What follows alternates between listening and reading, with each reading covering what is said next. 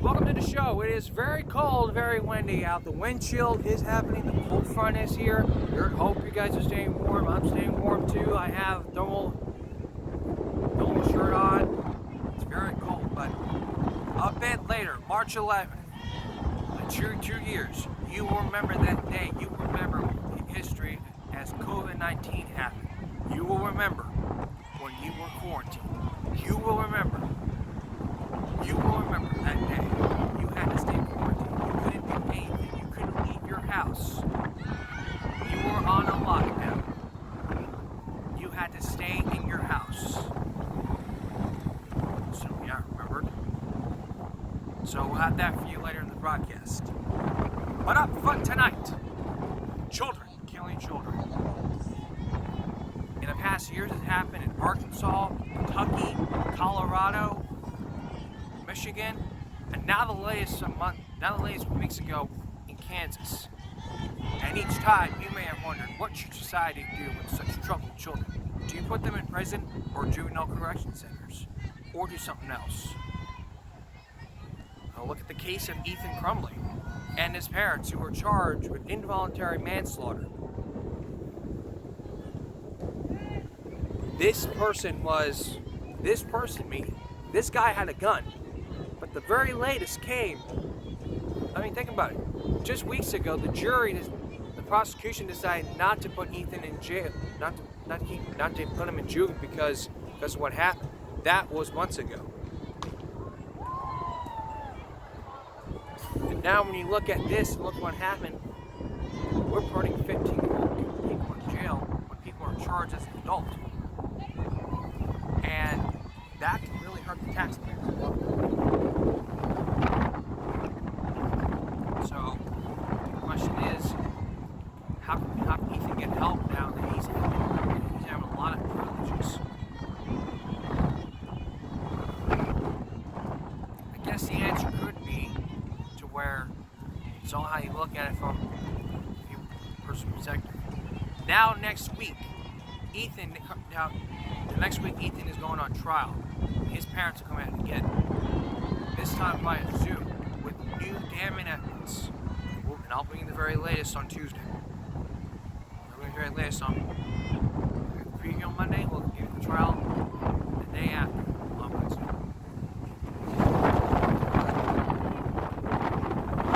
Yeah, it's very windy. Going back to Jordan Killer's. It is Flashback Friday here. Give me a ring. This time we're going to High Point, West Colorado. Home to High Plains Youth Center. Although it's called a youth center, it's just basically a juvenile place housing a lot of inmates. Now, you may remember this on Dateline. Talking about this. 1997 when, now 1998, Ron Davidson was talking about this. I mean, the question is, what's wrong with just taking a troubled kid and sending him or her to Colorado, give a practice facility there, then he can help them out. Salvaging the lives of children. You cannot do that by putting them on the planes and use a toxic environment. That's how it is. So, all the city's doing is spending the K. What does that mean, the K? 100K, 200K. That's the K talking about. In the case of one inmate, he was that inmate at High Plains, but years later, he got in trouble again after that happened. But High Plains was under attack years ago. If you worked at High Plains back then, you were told to falsify documents. You were one of the employees that gave that inmate cigarettes, alcohol, pornography. If you were one of the inmates there years ago, you would have committed suicide. And people would have said that shouts should have been on suicide watch. And I would agree with that. A lot of people out there. But with so much going on, it's like, what should we as a society do to make sure this doesn't happen again? I mean, this is where we stand as children.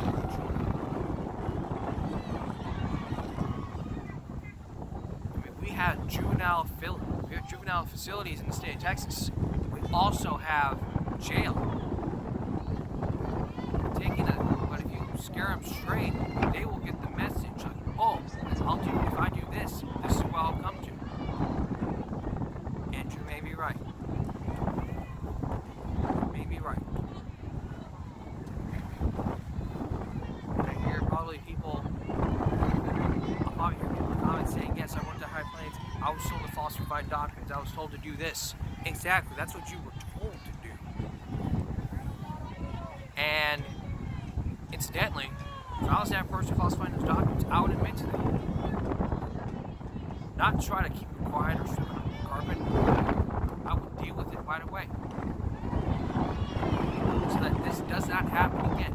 And if it did, I would formally resign.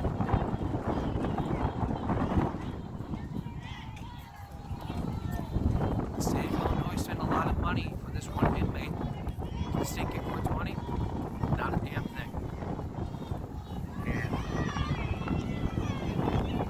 Colorado's shutting down after lots of complaints, so we basically argue that it was good they shut it down because of all these issues. Because of Colorado water. We still have juvenile facilities, we still have mental health, we have therapy. We don't have therapy, we can't help them out.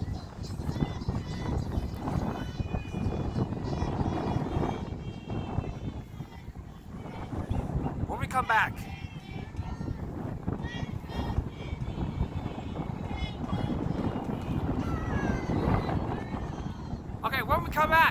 more on the latest from Ethan Crumley, this time from the captain that put him in jail. We'll hear his testimony later. We'll hear his testimony, what he has to say, and get his view and get his side of the story. And then later on, 2 years later, COVID-19. Don't go away. Welcome back. It's Flashback Friday here on Give Me a Break. And in this next story, a teacher who was arrested for slapping a student. Now, this was weeks ago. We're flashing back to weeks ago. According to the police report, according to what happened in the video, what had happened was this. We don't even know what happened with this teacher slapped the student because of probably not because of a lot of hurt himself, but the video tells it all. So, in the end, this teacher was fired and arrested for assault. Also, news for Flashback Friday. This was from 2 years during COVID. Remember during COVID-19 when truancy was on the rise? Well, now truancy has been going down because of people getting vaccinated. Look at the vaccine numbers. The vaccine numbers are going up because people are taking that recommendation and getting that vaccine. And so, what has to happen is we have to better educate.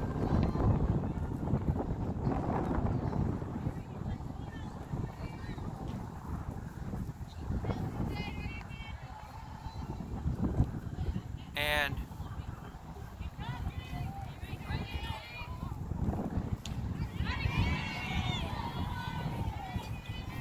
so, I do remember this. I mean, whenever you were a kid, you had to help out your parents. We're gonna help out your parents with the bills. So what you really had to do was set a goal to where you would only have to get to help out your parents with the bills. What you do is you're working at Whataburger, Burger King, McDonald's to help out your parents pay the bills. That's what it was, according to Judge Joe Benavides back in 2020 during the pandemic, before the vaccine was available. And incidentally, a lot of kids were being counted absent because they failed to turn to work by a certain time. It's outrageous. Why would you count that person absent for failing to return in their work? Usually, if you fail to turn in work, you just be in trouble. But the school suggested it would be a consequence to teach people. So if you're late for school, you're late for school. That's how it is. Late to school, you get counted absent. If you don't show up for school, you're counted absent. That's basically how it is with these people. Nobody cares. They just say, oh, let's just count it absent. If you fail to work by a certain time, let's count it absent. We don't care. We just don't care. It's like this. You don't start working by a certain time, you're being counted absent. That's how it is. Probably during that time, a lot of CCIs, D kids, a lot of children were truant because of this. Because they failed to turn work by a certain time. And when they go in the office, like, why didn't you go to class? It's basically because I failed to turn my assignment by this time. And I ask, did you turn in? And the person would be like, yeah, I did. Well, a lot of that time, it's just as simple as saying that you obviously didn't care. Nobody cared. So during that time,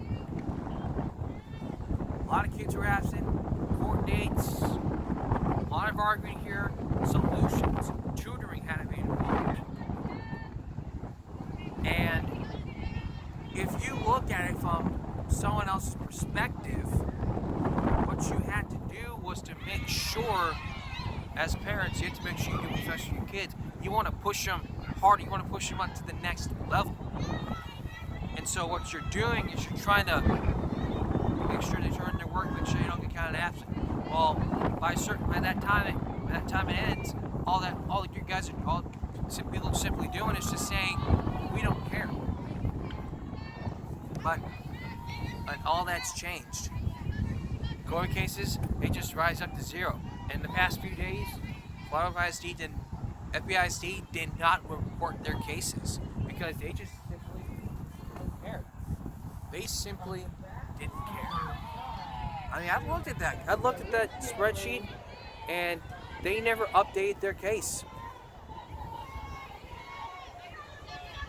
They never updated the case. And if they had updated that case, then we wouldn't know personally, but a lot of recommendations will be happening.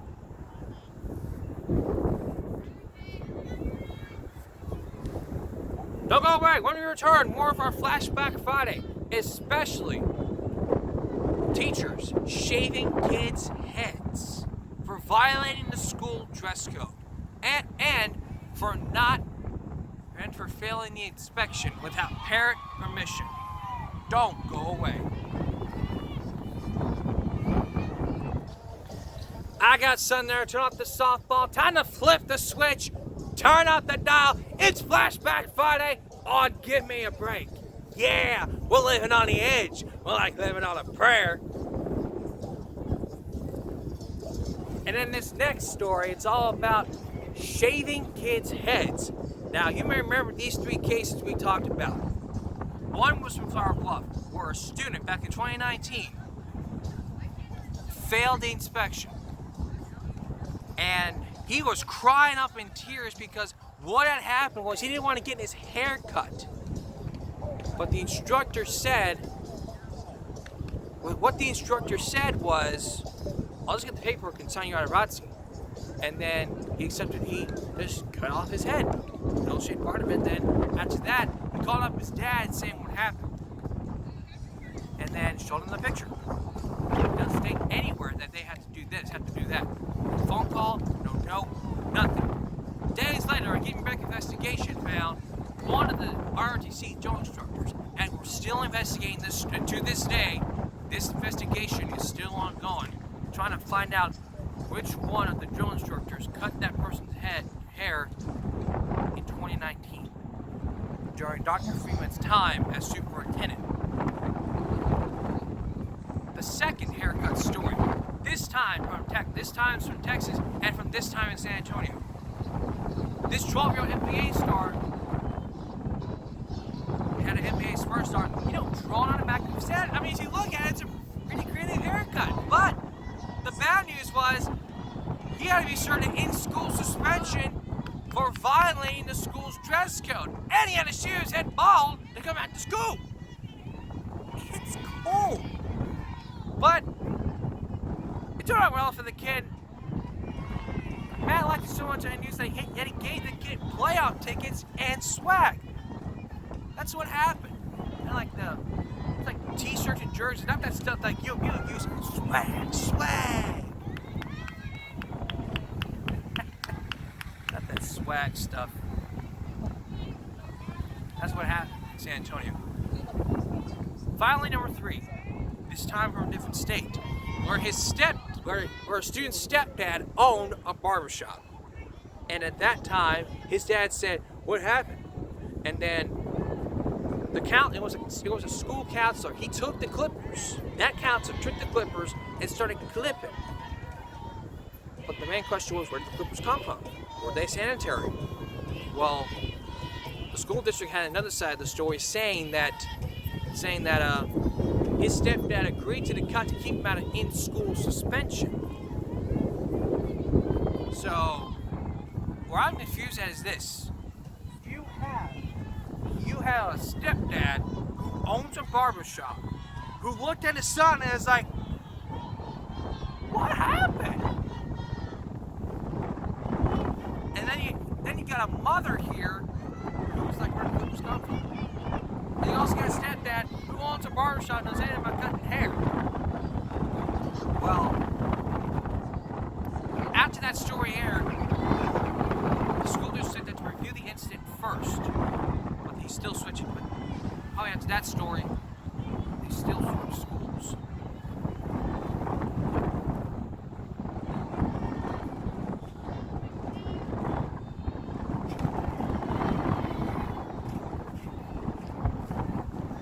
More fun and exciting flashback stories when Give Me a Break continues. Welcome back. If you're just joining us, today's Flashback Friday. We're looking at some stories that I've covered here in the show for 5 years. It's the very first time I've done this, so try to bear with me as it's cold and windy. So it's Flashback Friday, and in this next story comes back 2 years ago. I remember that day. I remember I met this guy. This guy had a plan for building his own police station. And if he was here today, he would have been very proud. His name was Dr. David Freeman. He used to be the president of the Boys and Girls Club. Now, and he was a superintendent for Tulsa Midway. And years later, he's superintendent. But he died for COVID-related incidents. But during that time, 2 things happened. Number 1, he got rid of Latchkey and replaced it with the Boys and Girls Club. And number 2, he had an idea to have his own police station. Not for flower blood, meaning there would be police presence in every school we're talking about, because all these school shootings are happening. And during that time, I was there. No cameras.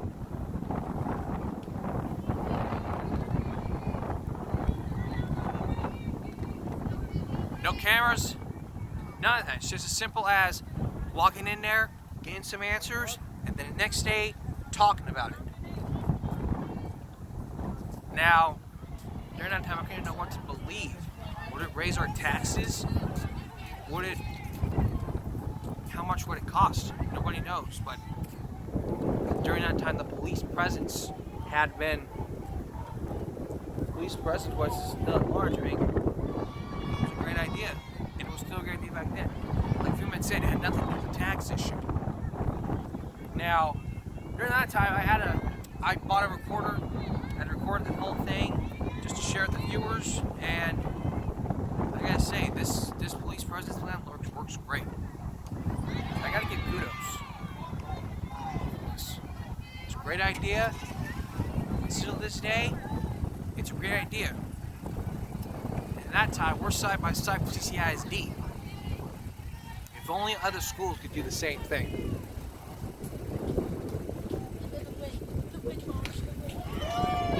All Alright, brings us to our next Flashback Friday story. This Flashback Friday story was from after the meeting.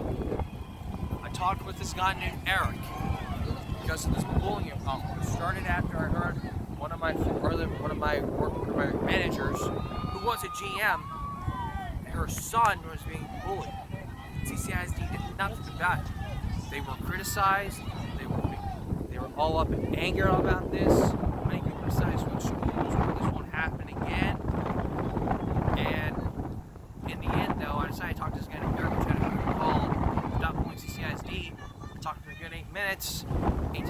I couldn't even go on break, so I had to freaking go on one break and then freaking tell you about what happened after the meeting. But it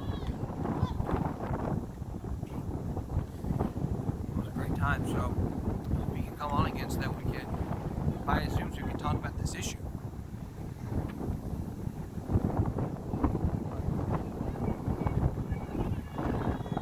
Nothing will change the freezing cold. So, after 5 years of doing this, I never had a guest come on the show. I never had any guest come on the show. This is the first guest I've had in 3 years. I mean, I was on season 2. This was season 2 of the show, and it was the first time I had a guest come on via the phone, talking about this group, what CCISD is doing, and what other people can do. Which brings us to our next story. I mean, it's about a school board member of CCISD who complained about too much homework, which led me to the 7 reasons why homework sucks, copied by Rob's rants. I did it. This was inspirational, so I had to take risks and knew what I was doing. So, can't kiss my Barbie.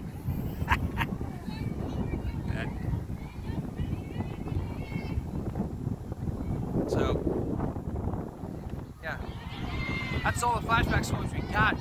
But if you got a favorite story, give me a ring. Or give me a ring that you'd like me to talk about for next week's Flashback Friday. Let me know in the comments, and I'll get to it. But the biggest thing ever, when we return, where were you? March 11th, 2020, 2 years after COVID. Don't go away. Alright, it's Flashback Friday, and then this last story wasn't great for me. Because of COVID last year, because of COVID 2 years ago, Club Luck decided to move its graduation from Hornet Stadium, and I was the first to do a story from outside the stadium, talking about everything that goes on. I had a great cameraman with me. I didn't remember his name, but if I did, kudos. He did a great job putting it all together, separate takes, and putting it all together into one Game Break episode. It was 12 minutes. It should have been a half hour, but it was hot for me. I couldn't even tell. I was in shorts and flops, not the journalist style. So it was a great idea then. It should have been that years ago. All right. March 11th, 2020. You will remember where you were when you heard about COVID-19, when you were in lockdown, where you were. You were in lockdown. You were not allowed to go anywhere. You weren't allowed to see your friends. You couldn't go to school. You couldn't play basketball. You couldn't hang out with your friends. You couldn't even go to a football game or a basketball game. You couldn't go anywhere. You were stuck at the house doing nothing. But quarantine was great. Where was I during that time? I had to work. There was no quarantine where I worked. It was just a fast food place. We were busy at that time. It was either... Technically, that means you quarantine yourself until you get those viruses under control. We had to be under a mask mandate. We had to follow the governor's orders. We had to make sure this doesn't happen again. We had to practice social distancing. We had to wash our hands. What we also had to do was wash our hands. We had to sanitize our hands. And in this Flashback Friday, one of my favorite episodes, was this principal who did MC Hammers. Can't touch this. You can't touch this. And that was a life lesson from that principal. That was a great tool for his students. And if he was here, if he flew out here and joined me for this show, he would have done this, and I would have been happier on my feet.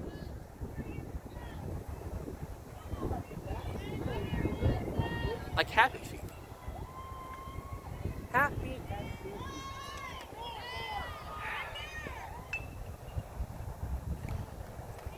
I'll be back in just a moment. Coming up on the second half of Give Me a Break from the warm studio. So, flashing back, our Flashback Friday continues with the O.J. Simpson case. Yeah, if you were there, you would have remembered the O.J. Simpson case. That's where you would have been if you'd remember.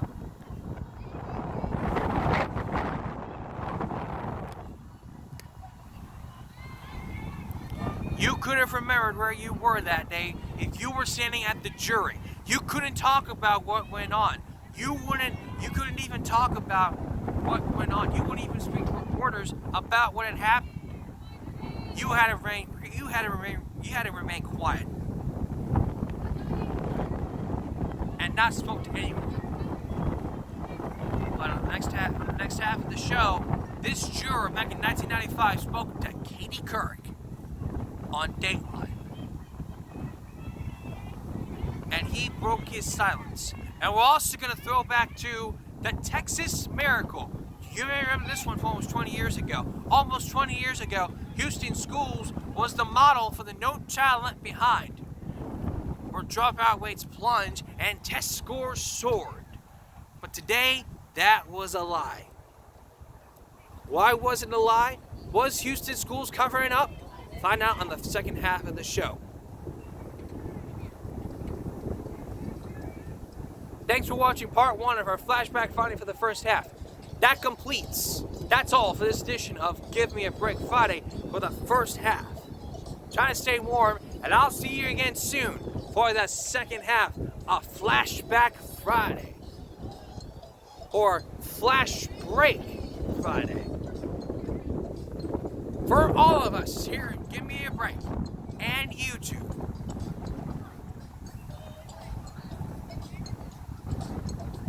For all of us here at Give Me a Break and YouTube. Yeah. I got time to tell you about this one time thing. Flashing back to weeks ago when I did this. This is my second time doing this outside the softball and baseball stadium. And one of my takes was, I didn't even post this. So what had happened was during that time, a ball flew over and hit the car, and I'm like, what just happened? This was the first game in 5 years, and I kept that. It would have been a great Flashback Friday. If I didn't keep it, and if I had, it would have been great.